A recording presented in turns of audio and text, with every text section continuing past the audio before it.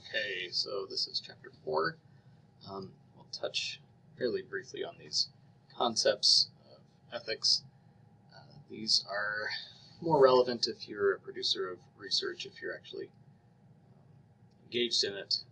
If you were taking the other version of this course, for example, you'd take an extensive course on ethical guidelines for research. But it's important to have some knowledge of it so you can interpret some of the things that you read in the research studies you peruse. So we'll start with just a couple of historical examples of unethical behavior in research, talk about principles that guide ethics, and with just how there's not necessarily clear-cut answers in research ethics. There's still things that are in progress and up for debate. So one of the textbook examples of ethical violations in research is the Tuskegee syphilis study. So these were black male workers in Alabama that were told that they were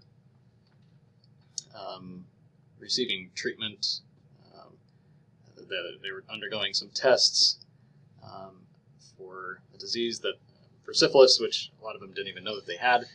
And the purpose, which wasn't made known to the participants, was that they were tracking how syphilis progressed in untreated individuals. And so they continued in this study, not knowing that there were treatments available for syphilis that they were prevented from getting, and many of them died from the disease, and it went on for a long time. Started in the 30s and didn't conclude until like the 70s, I believe. So there are three principles: respect, beneficence, and justice, which we'll talk about. And this study violated all three. The participants were not treated respectfully. They didn't have a full understanding of the risks and benefits of the study to give an informed consent.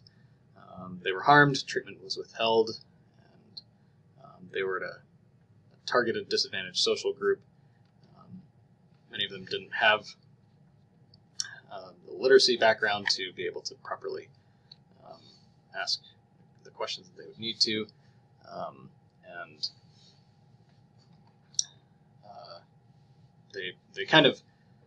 they were targeted to bear the brunt of the burden of that research for the benefit of others when they weren't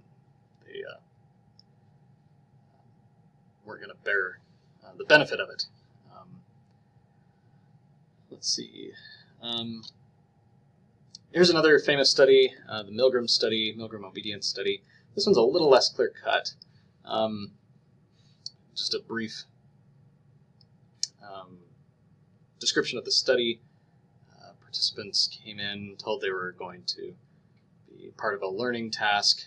They were with another man who was actually a Confederate in the study. He was part of the research team and just an actor. And researchers made it look like they were randomly assigned to either be the teacher or the learner.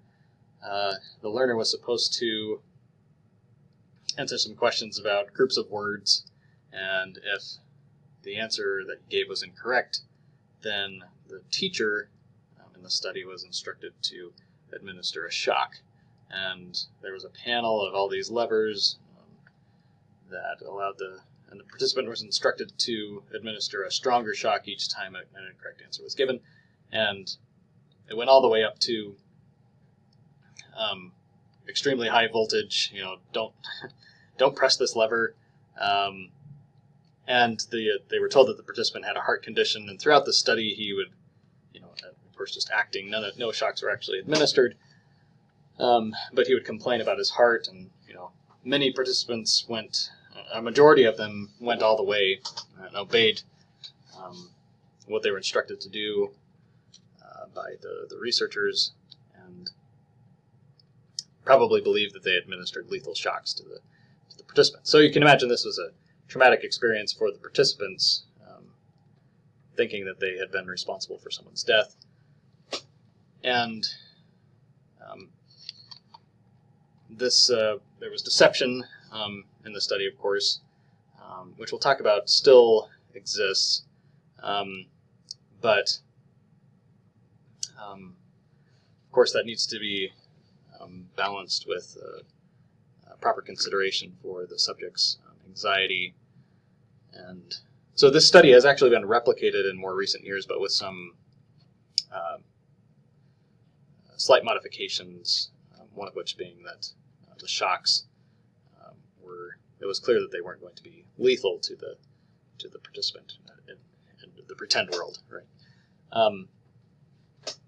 So not as blatant, but definitely some ethical questions that need to be considered here. And this study, as it was, wouldn't really pass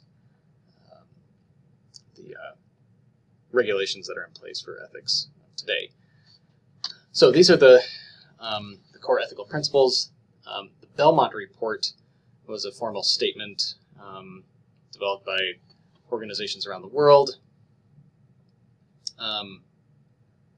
This was in the United States, but there are similar ones around the world.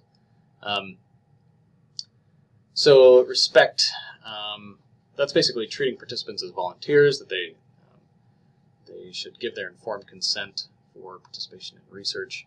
And if you participate in research, you'll see that this is a big deal. It's very important that all the subjects in the study gave their informed consent. They knew what the benefits and risks were, and it's made clear to them that they can withdraw at any time. Beneficence, basically that research should be for something good. And if there is risk associated with the study, then it needs to be balanced with significant potential benefits to society or to individuals. So it's not that a study can't involve risk or discomfort. Sometimes studies come with substantial risk, but there's also substantial benefit. When you're talking about, for example, terminally ill cancer patients who volunteer to be research subjects in a treatment study that may save their lives, may not, then it makes more sense. The benefits balance out those risks because the participants are in a position in which no other treatments may be available. Justice. Who bears the burden of research participation? Basically that, for example, disadvantaged groups and individuals shouldn't be targeted for bearing the burden of research participation, generating benefits for others, more advantaged groups. So you can see that this was violated in the Tuskegee study. So the APA, American Psychological Association, has added just a couple of additional principles to this list: fidelity and responsibility, professional behavior,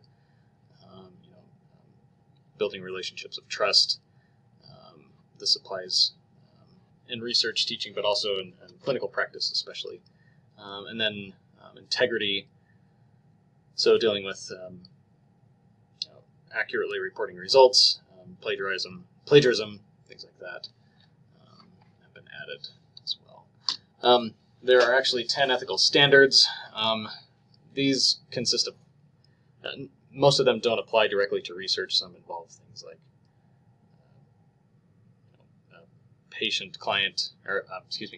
therapist-client relationships and therapy. But these are the standards that relate specifically to